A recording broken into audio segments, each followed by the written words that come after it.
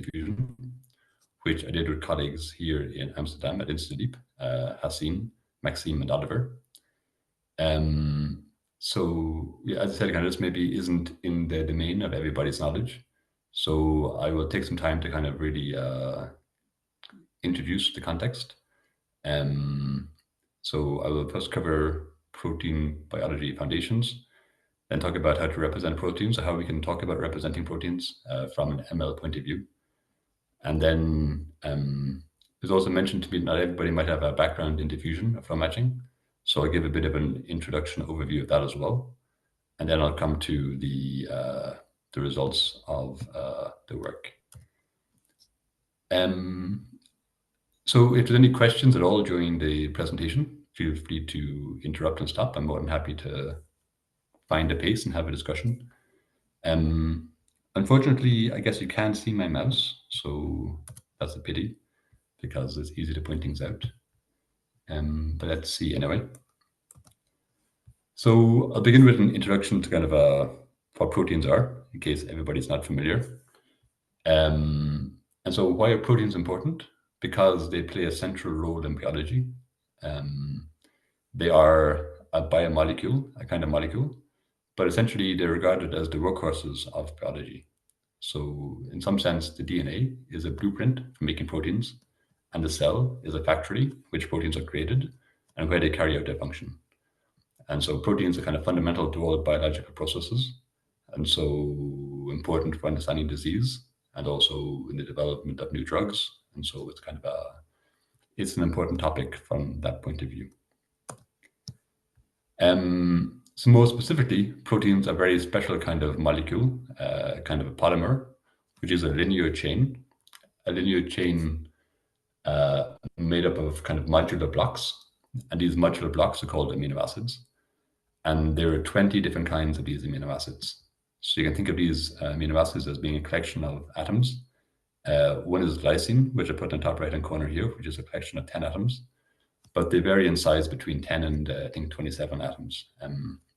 But they can be stacked in a linear chain, and that gives rise to this long sequence, which is a protein.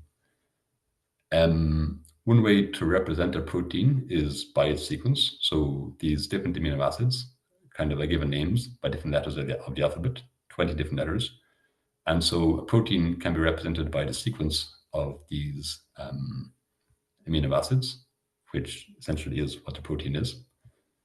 And so one can think of proteins actually like a sentence, where there's an alphabet of size 20.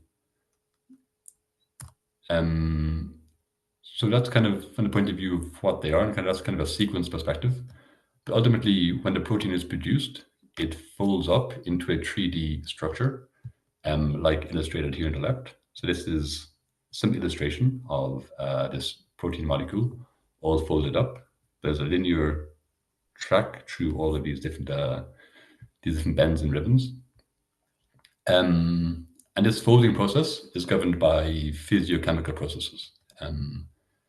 And it's highly non-trivial to how to understand what the resulting structure of protein will have, given its sequence. And this is the protein folding problem, which in the last few years was kind of in some sense solved by AlphaFold, which even last year won the Nobel Prize. So I guess everybody might have heard of this. And it essentially exploited biological insights, but also methods of deep learning to really get a mapping from sequence to structure, bypassing all of this physiochemical modeling, which is incredibly impressive. And this opened up kind of some new era in protein engineering. And not just this opened up, but kind of there's a number of factors that came together that have kind of launched a new era in protein engineering. One is the advance of high throughput sequencing. So the point being that, like in a body, there be lots of proteins, but to get, say, the sequences of these proteins that are proteins in a human, it's already a very non-trivial task. But the techniques to be able to do this at a high throughput level have really advanced in the last years, and now there are hundreds of millions of proteins that have been sequenced, which gives us lots of sequence data. At the same time, there have been huge developments in the structural resolution of these proteins, so structural data. But it's kind of a feedback loop with AlphaFold, because AlphaFold has really driven a revolution also in this obtaining structural data from proteins, because it can kind of accelerate the old methods and help kind of it was very slow to kind of determine a structure given a sequence using old experimental data. But AlphaFold kind of really accelerates that process. And then we're in this era where ML and deep learning are evolving rapidly, and as evidenced by AlphaFold, as evidenced by so many things we see around us today. And specifically, language modeling is one prominent example of a subject that's really advancing, and that's almost directly applicable to proteins. So we could think of proteins as a molecule that wasn't linear, and still there'd be huge advancements. But because it really has this language structure, it opens up like a whole extra dimension to this. So this is driving big progress, and kind of it's an important topic, and so this is kind of something that's been worked on quite a lot around the world, and kind of it's something that I'll talk about now. So ultimately, we want to do some kind of protein engineering. We want to be able to design proteins to fit some desired task. And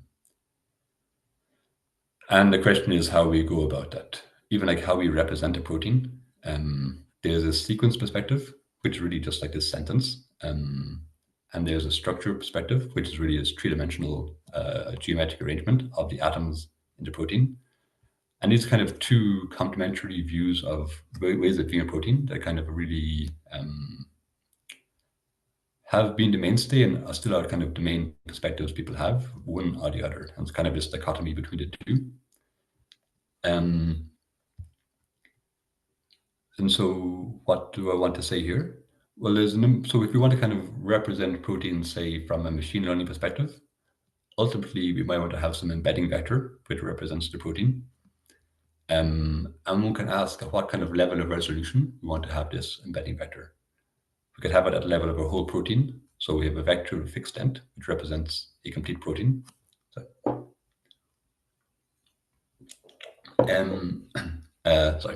Or we could have at the amino acid level. So we have this sequence of these amino acids, and we could have a vector for each amino acid. Or we can go, the fact is that kind of these amino acids are already compound blocks. Like this glycine contains 10 atoms. And for some purposes, this all atom structure is quite important. And we can consider a representation at the level of this full all atom structure.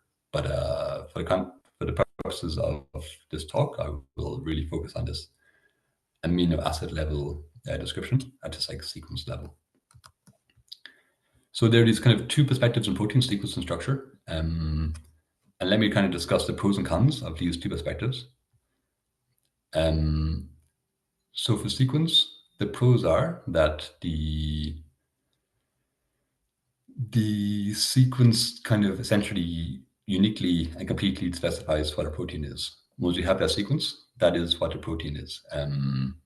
Whereas, say, in terms of structure, it depends on, say, the pressure, it depends on the environment, if there's water there or not, it depends on, the structure will be quite variable, can even be moving. Whereas this protein is completely specified by a sequence. That's one point. Another important point is that with sequences, we can leverage co-evolutionary methods. And the point here is that all proteins in nature have evolved from humble origins. And so they're all kind of related to some sense. And this kind of illustration here kind of highlights, well, don't look at it too closely, but kind of the point is that these co-evolutionary signals are quite easily to detect from a sequence. And actually, this is one of the key things that AlphaFold leveraged in order to solve the protein folding problem. In that, if there are, say, different letters that kind of are correlated, this kind of indicates these are kind of connected in some sense. which determines kind of the topology of the protein and thus the structure. And so this co-evolution perspective is quite powerful from level of sequence. And also from level of sequence, there's abundant data available. It's all pretty accurate. There's like UniProt is a database of 250 million sequences, which is something to go with. But the issue with using focusing on sequence only is that it's kind of quite far removed from structure and function. Well, before AlphaFold, we couldn't really get what actually a protein did given a sequence. It's just you knew what a protein was, but trying to design and engineer the level of sequence, you're really quite far from how that protein actually behaves in reality. Another issue or kind of thing about the sequence-based perspective is that the amino acids are categorical, so kind of working on a discrete space. And whether this is good or bad is kind of question mark. For example, categorical variables, they're unordered. So if you want to consider a mutation from one amino acid to another, there's no kind of way to order these in some clear way. A single mutation can be quite abrupt. It's just like, because it's discrete, it's not continuous, and it can dramatically affect a protein. Whereas multiple mutations can be correlated and beneficial. So it can be like kind of 3 single mutations that all behave badly, but then the 3 together behave in some nice correlated way. And this is not, it's kind of non-perturbative from the level of sequence-based design. Another point is that kind of similar proteins from the level of function could have different sequences, and so that kind of maybe wouldn't be captured at the level of sequence where it would be as structure. Alternatively, we can take the structural perspective, and here the nice thing is this is really grounded in biophysical principles. And so we have equations that govern, say, atoms and molecules, and essentially, well, the equations of quantum physics that govern the behavior of such molecules. Also, the geometric arrangement of atoms and the interplay and movement of a protein, it really fits human intuition much more than sequence does. Certainly at the level of amino acids, opposed to language. And also the structure is very closely related to the function of the protein. And so working at the level of structure is very powerful from this perspective. Also the 3D space is continuous, and so kind of one can really design in a continuous kind of way. But one, well, I say pro here, but one drawback is that the number of reliable sequences at the moment, I think it's about 250,000, 34,000 protein structures have been kind of accurately resolved experimentally. But many more sequences have been, say, folded with AlphaFold, almost all of them really. But the reliability of these are kind of out of distribution, but they nevertheless capture something one can play around with. But the issue working at level of structure is that while we have these physical equations that govern the protein, they are quite complicated. And so like if you have 2 atoms, you can solve these equations. If you have 10, you can make some progress. But when you have 100, you're really out of the, it gets very difficult. And proteins are at a level where these equations are computationally inefficient. And that's why deep learning methods really drove forward the protein folding problem. Another issue is that structured data is, there's subtleties with it because the structure depends on the environment. But more than that, proteins can frequently be dynamical. They can be moving. And so having just one structural snapshot is maybe limiting, especially when conformational means that the movement of a protein kind of is different equilibrium states it moves between. And these movements can also be kind of crucial to the function. And so the point is that many of the structures, they're obtained when a protein is crystallized. And so it adopts a very, very specific rigid structure, and it doesn't get access to these what are often important aspects of the structure. And also another aspect is this, because each amino acid is quite different, it contains, at the atomic level, they might contain between 10 and 27 different atoms. Even though it's continuous at the level of space, it's still discrete at the level of mutations. Yeah, so it's kind of just some points. Maybe I shouldn't spend too long on this. Also, in addition to these two perspectives, there's also the fact that, well, along the lines of this physiochemical reasoning, the amino acids have been kind of very, very rigorously kind of characterized. And there's a database of, say, 566 different properties of these that kind of have been. So there's lots of information that's available to play around with. But generally, there's this dichotomy between sequence and structure that kind of determine most ways forward. But one can ask more generally, what is the best kind of way to represent a protein? What are the best representations can we get? There's a kind of question of representation learning or manifold learning. If thinking at the level of sequence, there are many, many sequences, say 20 to the power of L for a given L. But the number of the sequences that are relevant to be a real protein actually is quite a small corner of the space. And so we want kind of some way to parameterize this small corner, relevant corner of this sparse space. So essentially, a learned representation is kind of like a generalized coordinates. And one can ask, like, can one have, in such a representation, can we even do better than structure, incorporate structure, but kind of incorporate more nuanced things as well? So that's kind of where we'd like to get to.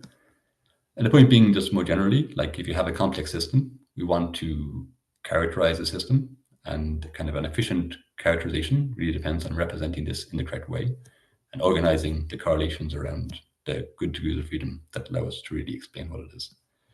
So this is kind of objective, but it's not where we're going to get to. But yeah, so the idea of, well, if there's any questions over that introduction, feel free to jump in, but I'll continue otherwise. So the idea of this paper is to kind of make a split between this representation learning and distribution learning. So essentially, if we want to kind of learn to model proteins, we want to model the distribution.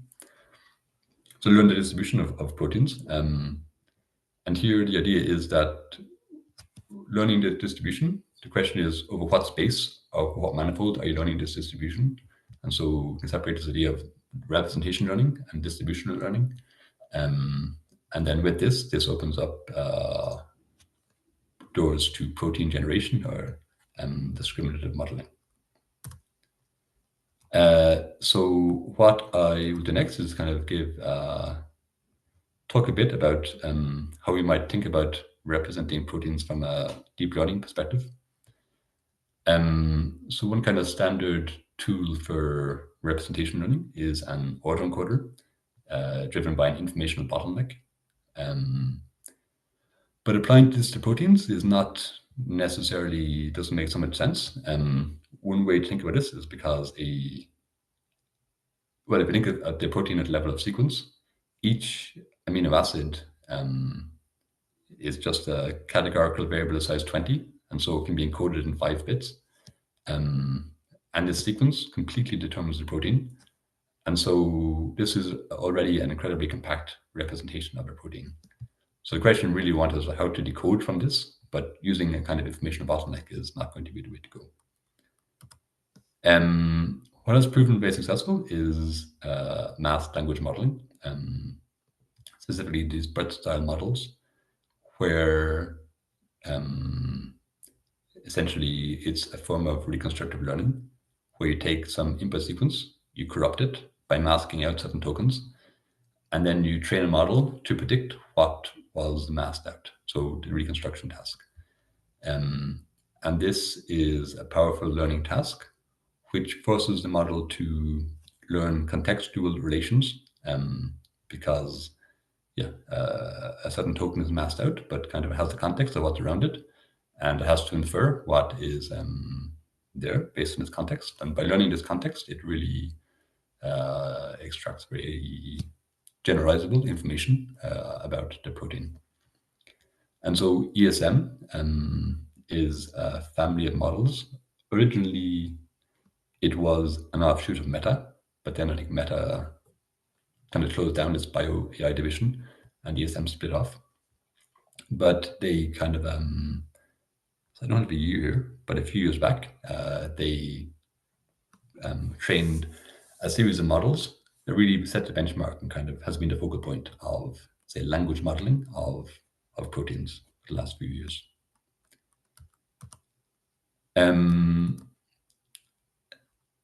so another reconstructive learning method, which I want to come to, is diffusion, which one can think of it from the perspective of representation learning, but fundamentally it is a distribution learning method.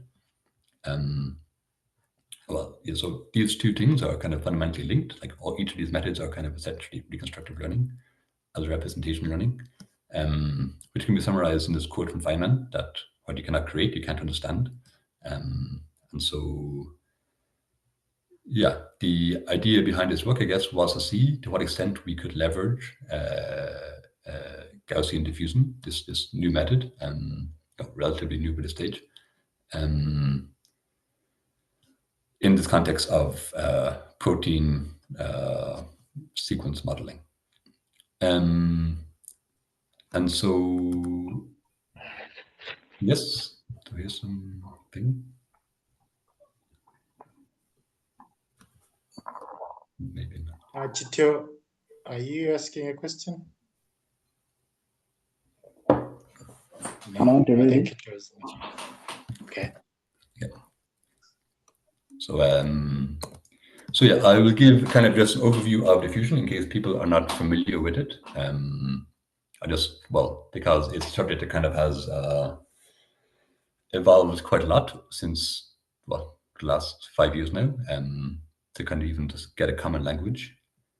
So one way to, a useful way to talk about this is in the context of image modeling, which is behind all this AI generative art. But it's a useful way to kind of think about what's happening here. So I'll use this as the example for the next 2 slides. And so here what we have is we have a data set, which in this case is a big collection of images, kind of essentially a humongous selection of images. And it kind of represents for us what an image is. And then we want to ultimately sample a new image, which will be something we would call an image. So these images belong to a space, which is a space of pixels, let's say 128 times 128 times 3. But if you were to randomly sample the space, we would just get noise, something completely random. And we sample again, we get some completely different noise, but it'll still just be noise. And so the question is, how can we really sample from the space something that is, which we would perceive to be an image, if that makes sense. And so the idea here is to set up a flow between essentially pure noise and elements of this data set. So on the right-hand side, we choose a distribution, which is the Gaussian distribution over this pixel space. And we try and learn essentially a flow between data set and this noise. And to do this, there are kind of 2 things we do. First of all, we choose this distribution on the right-hand side, this Gaussian noise. And secondly, we choose a probability path between these 2 distributions, which we can specify as follows. Zt is equal to alpha tx plus sigma t epsilon, where alpha t and sigma t are functions that go between 0 and 1 that kind of give us the schedule of how noise is added and the data set images suppressed. So illustrated here on the right. The point being, so for some value of t, it's going to be some linear combination of the image and the noise, weighted by this alpha and sigma. And given this, one can write down a continuity equation for this probability path, which is this equation here, this delta t pt. This equation is just it follows immediately from this definition of the probability path. If one expresses it in terms of the characteristic function and takes a time derivative, one immediately gets this equation where the velocity v is given by the z dt, which is this expectation value at the bottom. This is just a formal equation, but it's quite powerful in that this equation, v is equal to dz dt, is just a linear differential equation, which we can integrate. That allows us to really go forward and back along this probability path between these two distributions. So essentially what we've done here is set up an ODE differential equation between the data distribution and the noise distribution, where we fix the boundary conditions and we learn this V, which parameterizes this ODE between the two. So normally one thinks of an ODE, one has this V is known, and one has an initial condition. One propagates it to find the final state. Whereas here is different. We have the initial and final condition, and we use that to constrain and learn what this V is in between. And so this V, we can just learn by a root mean squared loss. And this already gives a very powerful way to go forward and back between the data set and the noise. So this kind of gives some flavor of what's happening. Why this allows you really to kind of sample new images is maybe a bit not so clear from this imagery. But nevertheless, this is kind of mathematics behind what's happening. The idea being that if one starts from this noise distribution and goes left, at any given time t, the marginal distribution at some time t, will be the distribution of zt, and at t is equal to 0, the distribution of zt will be the distribution of x, which is the distribution of the data set. To give a bit more color to this, there is the score matching perspective, which is quite instructive. There's a nice blog post on this, which I recommend if one hasn't read it. But kind of maybe it helps understand how it connects to the distribution, kind of just a bit more depth behind it. So the score matching perspective is in this gray box here. And the point being, we have a data set and we want to model its distribution. But to do this directly is non-trivial because the distribution obeys this non-trivial constraint that it integrates to 1. So if one tries to learn P of theta directly, one has to kind of ensure consistently that the integration over x is 1, which is quite a non-trivial constraint. But if one considers instead the log derivative of P, which is this S of theta, it's called a score function. In this log derivative, this normalization constant essentially drops away. And so if one models S of theta instead of P of theta, we don't have this fact that we have to kind of enforce this global constraint on this function, and we can model this directly. And this is much more stable than modeling P. But moreover, because this global constraint is something kind of one can bring back in, one could do it at the end. But there is also a nice thing that this S of theta, it really encodes the distribution fully. And one way to express that is that one can sample from the distribution through Langevin dynamics or Brownian motion, where the drift of this Brownian motion is really determined by the score function, and Z here is random noise. So that's nice. And so the idea here is to learn to model the score function, this log derivative of P. But the issue is, if you have just a data set is just a random collection of points of images in this context. And if you have just random images, we can't take a derivative of this because each of these is like a peak in the distribution. And so the idea behind diffusion is to essentially broaden all these peaks by Gaussian broadening. So instead of working Z of t, instead of working at t is equal to 0, when it's just random data points in the space, by adding this sigma t component, it broadens these peaks into Gaussian curves. And we can take the log derivative of these. And this there's a nice identity which has a log derivative of these is actually the expectation value of this epsilon, given a value of z, which is linearly related to this v. So essentially, we're learning this v, or this epsilon, what we're learning is a score of the distribution, which at any non-zero value of t is kind of a smooth function, and it can be computed.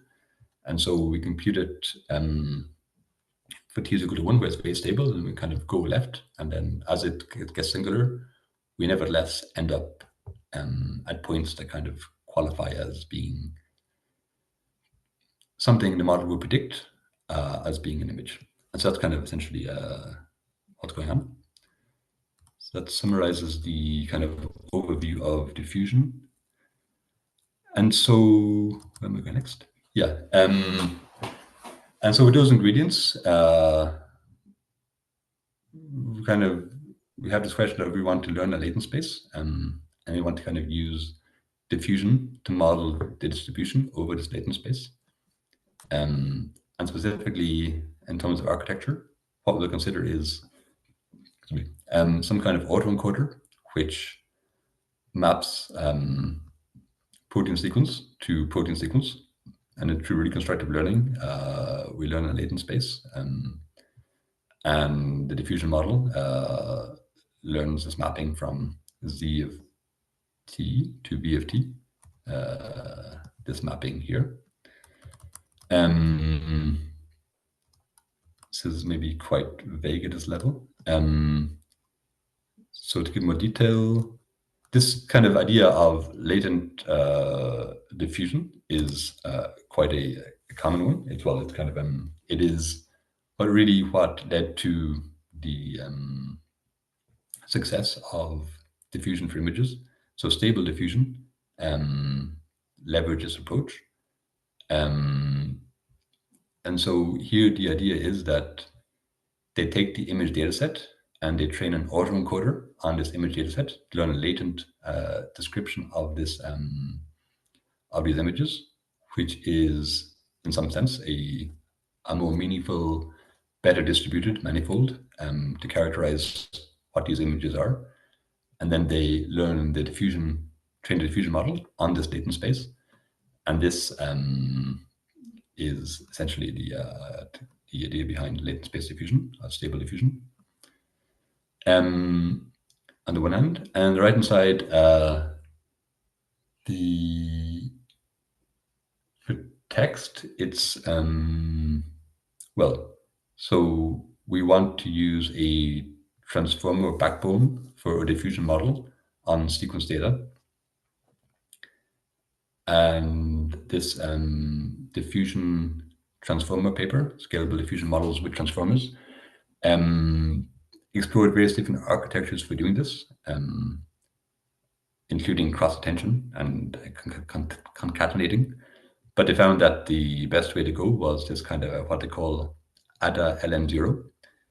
The idea being that in the transformer, there are these layer norms, and the outputs, so they shift scale and scale normally aren't present in a transformer, but the idea is that the layer norm is linearly, because affine transformation is shift from scale applied, a scale applied at the end of the multi-head attention, again the next layer norm, and these weights, having these being learned from the time conditioning, gives a very powerful way to make the transformer conditioned. The point being that this model needs to be time dependent, because we're learning a time dependent model, and this is kind of how it's done. This is what we used to as the architecture of our model.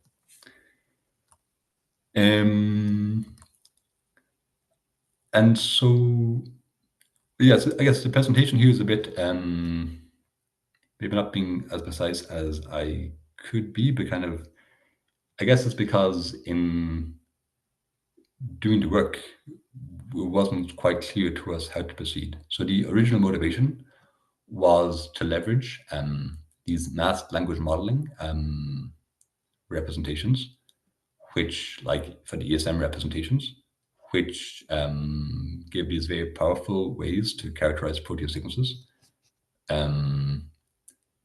But we found that training a diffusion model on these directly didn't give very good performance unless one uses a lot of hacks and tricks. And the idea wasn't to use these, but to train a really an honest diffusion model.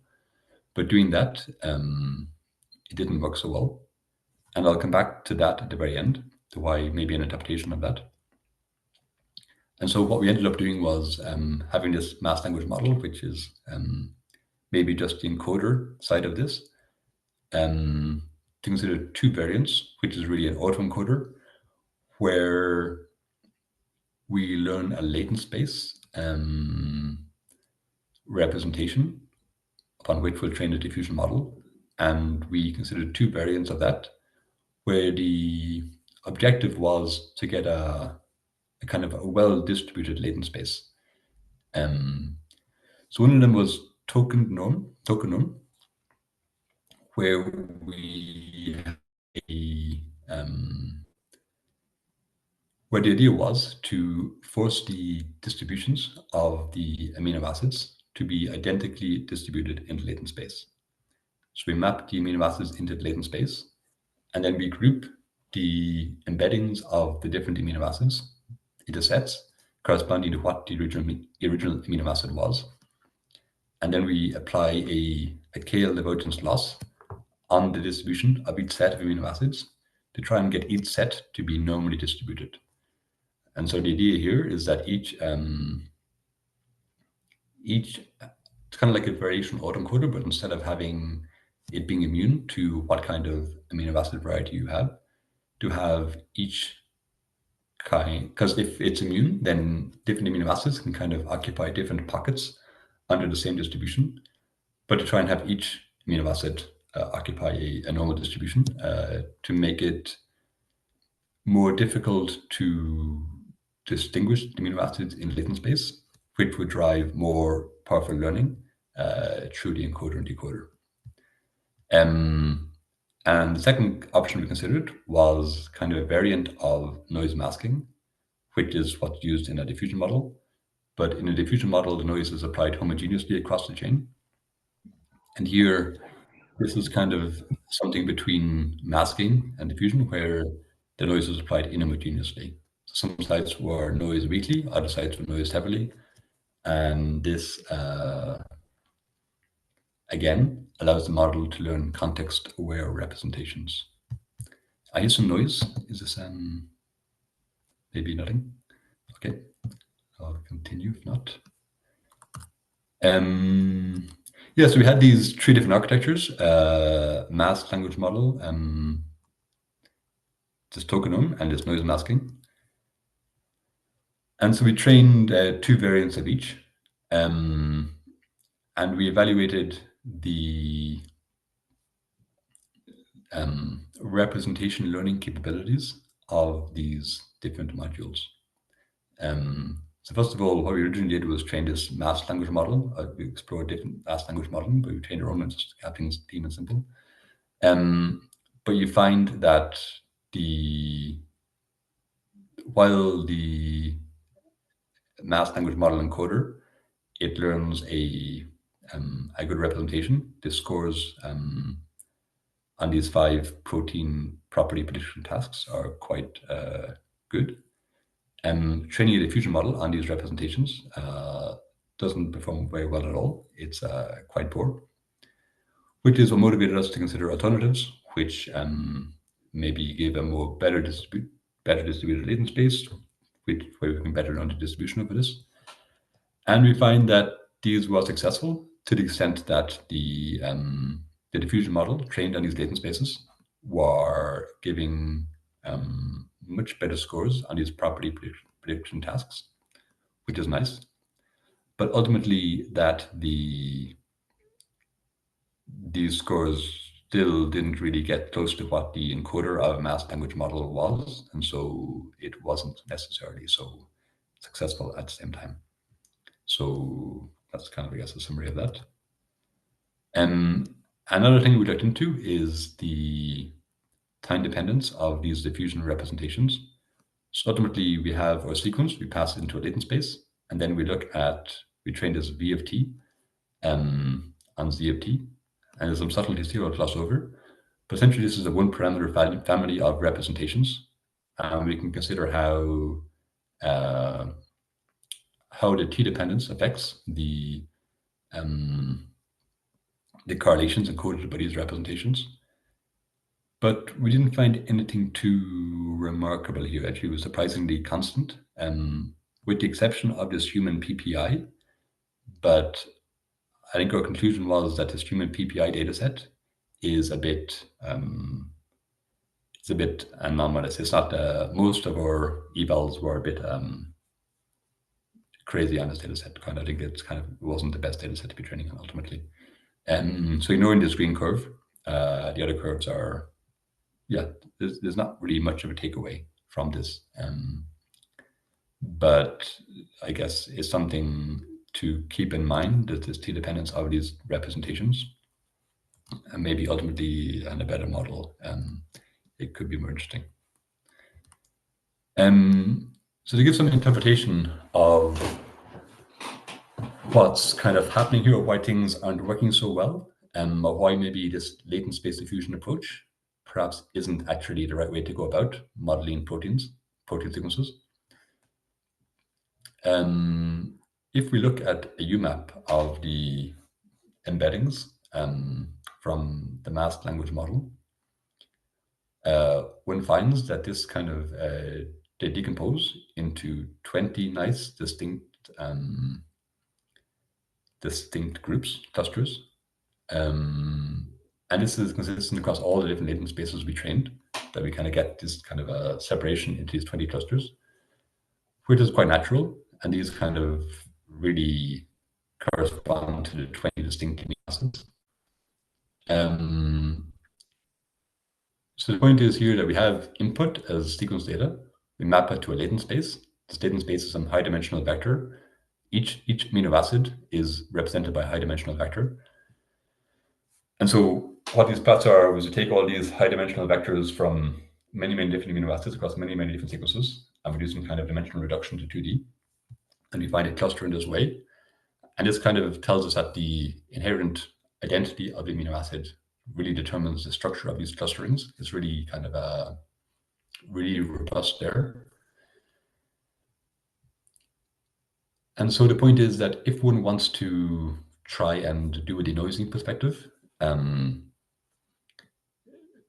doing it on discrete data maybe doesn't make so much sense, because if we have such a robust clustering, if we add a bit of data, the model will still be able to extract the underlying amino acid identity. And so one has to add a very, very large amount of noise to be able to wash this away. But probably so much noise to wash everything away. And so all the interesting correlations that you might want to extract, they're probably less meaningful than the amino acid identity. And the model can essentially always reconstruct this because it's so robust. And so it doesn't really, applying continuous Gaussian diffusion in a latent space of discrete data is perhaps not the right way to proceed. That's the outlook. Can latent space diffusion for sequence data be made to work? It's not clear. There's this inherent conflict between this discreteness of the data and the need for well-distributed latent space. So I didn't show this in the last slide, but these other models we trained, latent space was these were less well resolved, which maybe hints that they were scoring less, but they were better distributed, got the diffusion model to train better, but ultimately we want to have a good, robust data. So it's this trade-off maybe is it's not quite clear that you can actually get something sensible out of this. As ultimately, it's probably better to unify the representation learning with distributional learning. And so essentially turn to discrete diffusion. And here in the last year or two, so continuous diffusion was kind of proposed, say, 2020, or really took off in 2020. And there are various works trying to do discrete diffusion, but they were much less performant and a bit more ad hoc. But in the last few years, they really are very, very kind of robust, rigorous works matching the level of continuous diffusion. And perhaps, yeah, this is the way to go forward for, say, modeling protein sequence data. And then ultimately, we want to incorporate both sequence and structure. And this is also a very active field of research, but complementary. And I also give some references in this, just to close off. And so that's what I wanted to talk about. Hope it was relevant for you guys. And please let me know if you have any questions. Thank you, Quinn. It is really an exciting discussion and very powerful. I have a few questions. For someone who is like, if you think about these models, but also somewhere you talked about these the autoencoders, and for someone who is fascinated about natural language processing, which you displayed about the BAT model and then the tokenization. I was thinking, what can be said about the token representation when it comes to like the protein sequence, but also this step of tokenization within the experimentation phase of this work? Mm-hmm. By tokenization, you mean converting the raw sequence data into embeddings? Exactly, yes. Yeah. Yes. So here the standard approach is to just use 20 tokens essentially, because we have the amino acids are these building blocks. So for text, people don't use letters as the tokens because words kind of are more make more sense and kind of have these letters joined together is maybe more meaningful than the individual letters because so high correlations between them. But for amino acids, for proteins, people, nearly all works use just the amino acids as the tokens. I don't think I'm not sure of any works that has really tried to look at, say, more advanced tokenization methods. Maybe some have, I'm sure some have, but I'm not sure of any that kind of showed progress by having more elaborate tokenization methods. Okay, maybe to get it more clearly, like when you look at NLP, some of the non-traditional tokenization techniques, they have byte pair encoding, and there are some others and new ones I've seen from meta research. But I want to understand, and generally, the process of dealing with the sequences of the protein and then converting them to something that the model understands. How is this being done at maybe more at a deep level? I don't know whether I make sense. Yeah, I think I see what you're saying, but kind of, I guess one way to say this is that you could regard the amino acids more like a word than like a letter. Okay. And so the way people do is truly tokenize just at the level of embedding each amino acid as an vector in embedding space. So one chooses an embedding space of some dimensionality, and then you just have an embedding matrix which maps your amino acids into this embedding space. And so those are 20 vectors in this embedding space. One could have more elaborate ways of embedding the sequence data by tokenizing, grouping amino acids into groups and having embedding vectors for these groups. But the approach used is really to have just the amino acid level tokenization, and then have the model itself learn any other correlations beyond that, if that makes sense. Okay, yeah. Great. Somewhere and this also goes to the biology. Somewhere you talked about the representation where you came from, the sequences, the structure, and I think you talked about the physiochemical properties in one of the slides. Mhm. And then you talked about amino acid level. Yes. Presenting it at amino acid level. Yes. Mhm. And for someone who is not inherently a biologist, what can you say about the amino acid itself and how it interconnects with the sequence? Is it part of the sequence? Is it good? Here we have the structure. As we are trying to deep dive into this kind of work, That's a I good know question. this is okay. I didn't make it right here, I guess, but so in this slide in top right-hand corner, there is the example of glycine. Yes. And this is an amino acid with 10 atoms joined together. And so the 20 different kinds of amino acids are kind of different building blocks like this. But each of these amino acids, they kind of have two ends. You can't see it here. I'm not sure I can say to you which exactly it is, the NC terminus, but kind of it's kind of, think of it as a building block with an in and an out. And you stack these up, and that gives a sequence. Okay. I get it. I think I get it. Okay, cool. And correct me if I'm wrong.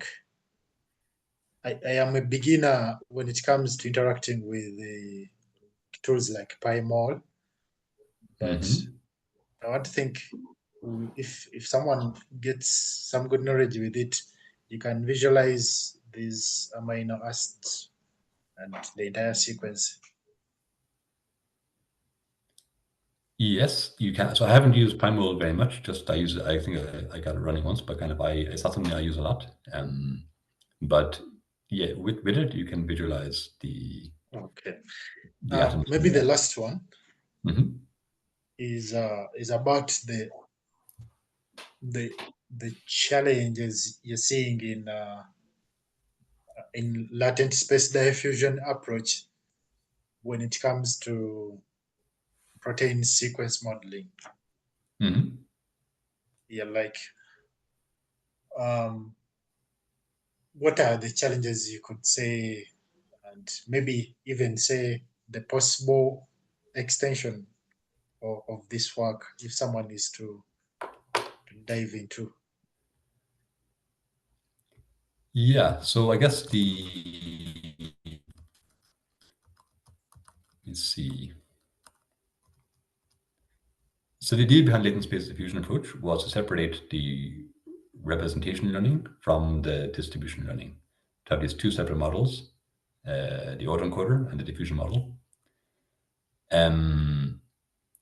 where the autoencoder learns embeddings of amino acids in some vector space, and then the diffusion model learns the distribution over these embeddings. But the ultimate issue was that these embeddings turned out to be very, very discrete. No matter how we trained the autoencoder, this inherent discreteness, tying back to the underlying amino acid, was always present in the embeddings, if that is clear. And once you have this inherent discreteness in the space, it's a challenge to learn it makes learning the distribution very difficult because the space is so discrete. In particular, the idea behind diffusion is to add noise and then reconstruct from that noise. But once the identity of the amino acid is so well encoded in the latent space vector, adding noise won't really wash that away. And so the model can still find a signal of what the token was, and so of what the amino acid kind of was. And so in order to use denoising as a kind of a learning task, one has to add a lot of noise but then one is kind of washing everything away. And so it just seems that trying to have the split between autoencoder and a diffusion model, which worked very well for images, which are a continuous medium, trying to apply them to discrete data, it seemed not to work very well. That's my takeaway. That's kind of, we tried many things. Like in a paper, we didn't present like only a fraction of what we tried, but we couldn't really make it work nicely because this obstruction, because this inherent discreteness in latent space isn't well matched to training a denoising, a Gaussian diffusion model. And so, in my perspective, the way forward is to kind of not to make the split between learning a representation and learning a diffusion, but to treat these two in one. Because, as I said, as I introduced it, a diffusion is also kind of a representation learning task. It's a reconstructive learning task. And so separating these two things is not even necessary so much. So if we kind of unify the representation learning with the distributional modeling, which is exactly what discrete diffusion does. And so, yeah, from this perspective, I think that the next way I look at it is to really go to discrete diffusion. But then this is quite an active field, and actually there isn't really a modern discrete diffusion model trained on protein sequence data, but there's sure to be soon, I guess, because it's kind of it's evolving. But that's kind of my perspective, if that makes sense. Yeah, absolutely. Thank you very much, Wayne. I think for me, my questions are over. I don't know whether there is any other member with questions.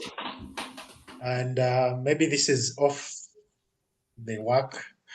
I'm seeing BioNTech Queen. Is it like InstaDeep is under BioNTech?